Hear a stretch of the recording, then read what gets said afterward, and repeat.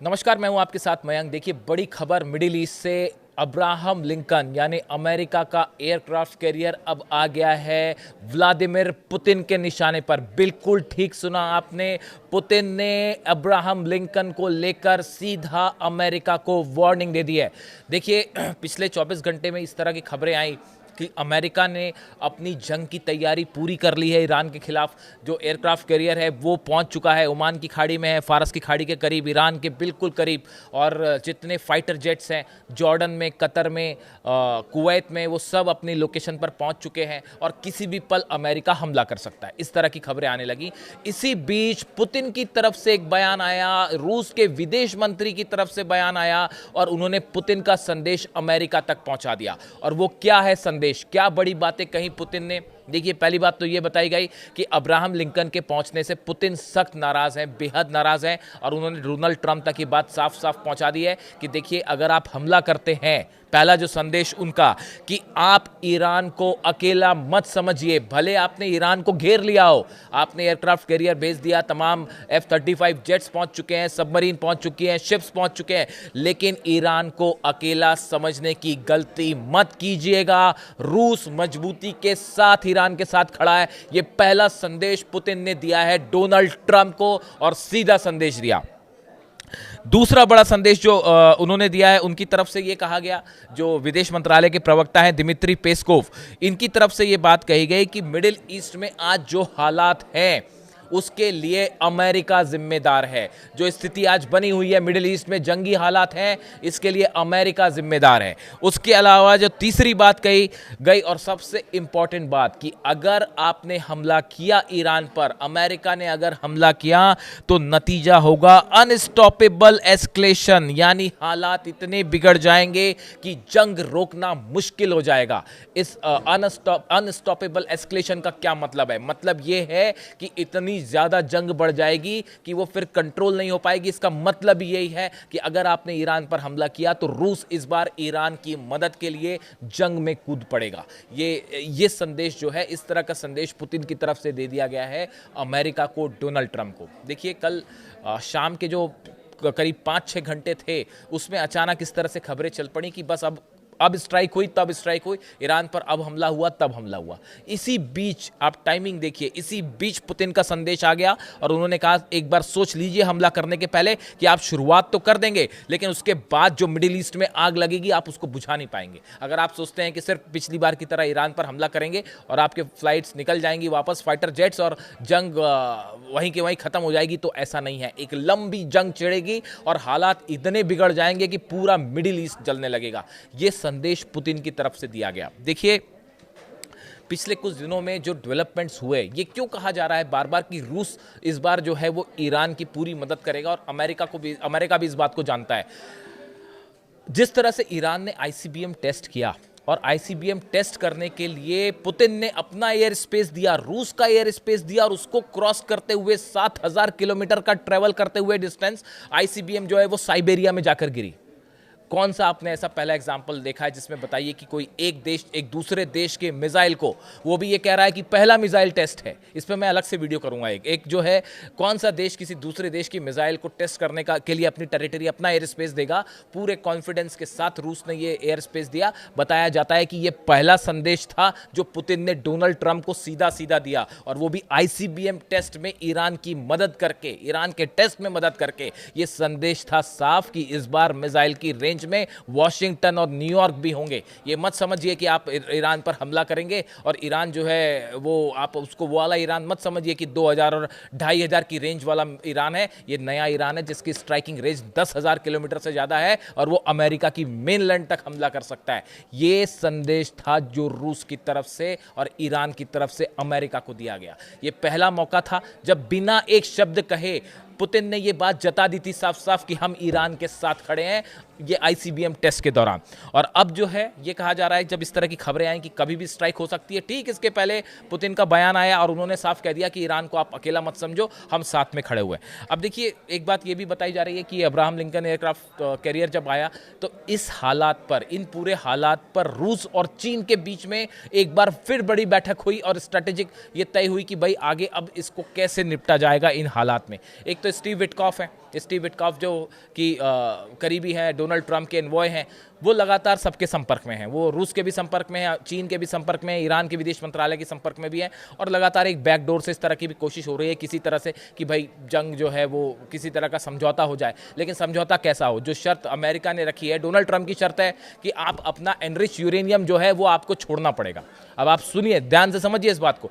Donald Trump ने पहले कहा था कि हमने ईरान के तीनों परमाणु ठिकाने जो है वो तबाह कर दिए, ऑब्लिटरेटेड वर्ड का इस्तेमाल किया था, पूरी तरह से तहस नहस कर दिया है। और अब कह रहे हैं कि जो एनरिच यूरेनियम है वो आपको छोड़ना पड़ेगा। यानी कि आप पहले या तो गलत बोल रहे थे या अब गलत शर्त रख रहे हैं। जब एनरिच यूरेनियम ईरान के पास है तो फिर पिछली बार तबाह क्या किया था? कुछ नहीं तबाह किया था, वो सबका सब गायब हो गया था वहां से। तो वो कह रहे हैं कि आप एनरिच यूरेनियम छोड़ दीजिए, जिसके लिए ना अली खामनी साहब तैयार होंगे ना ईरान तैयार होगा। आप कह रहे हैं कि आप मिसाइल प्रोग्राम रोक दीजिए, long range ballistic missile Iran रोक दे, इस बात के लिए IRGC तैयार नहीं होगी, ईरान तैयार नहीं होगा, अली खामनी साहब तैयार नहीं होंगे, ईरान की जनता तैयार नहीं होगी।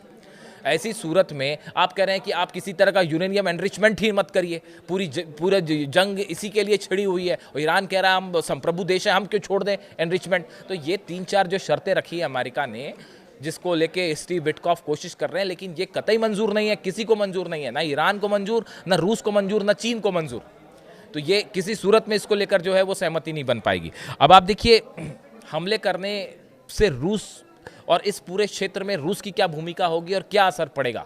अगर अमेरिका ईरान पर हमला करता है, यूक्रेन से जंग खत्म होने की जो थोड़ी बहुत संभावना है वो भी हमेशा के लिए खत्म हो जाएगी।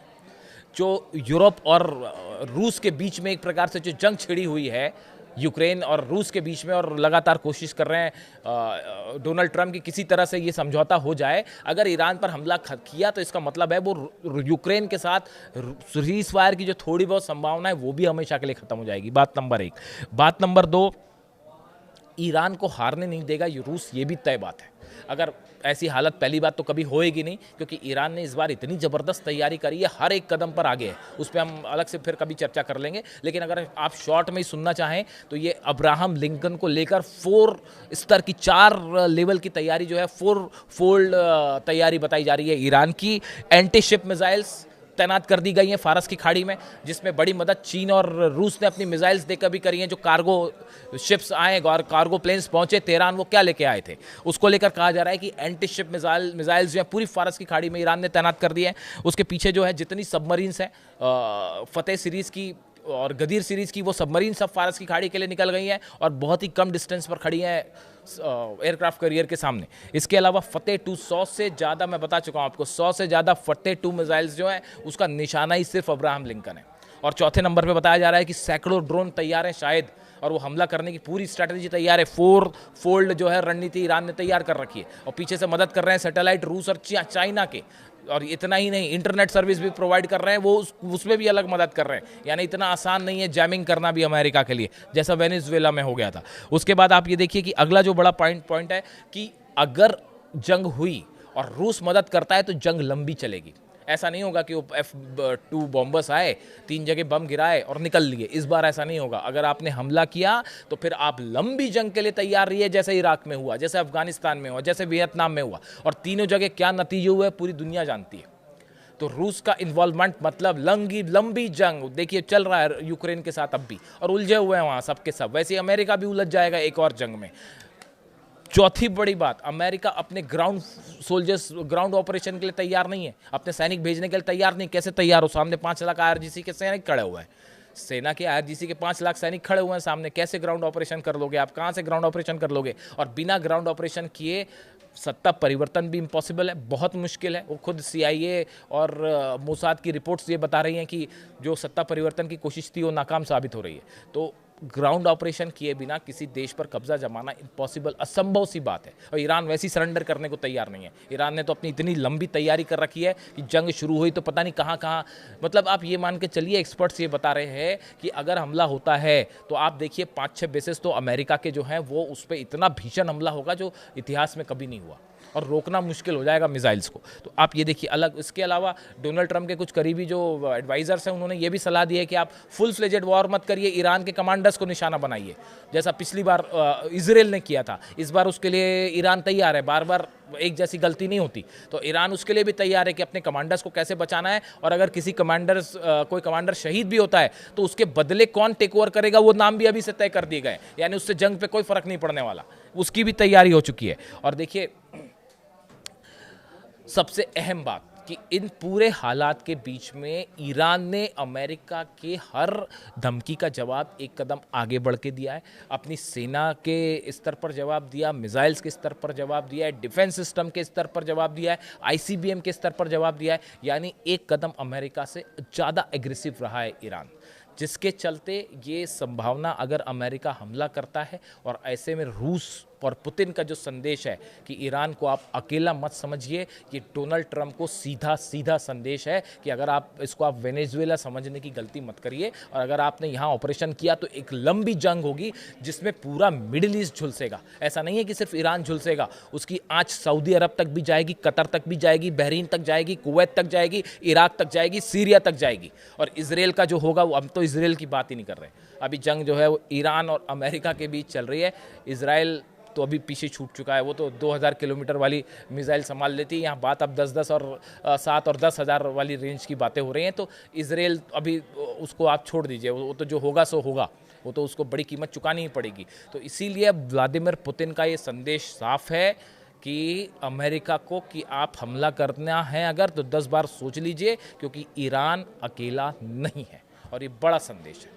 इससे जुड़ा जो भी अपडेट होगा आप तक पहुँचाऊँगा। Thank you so much.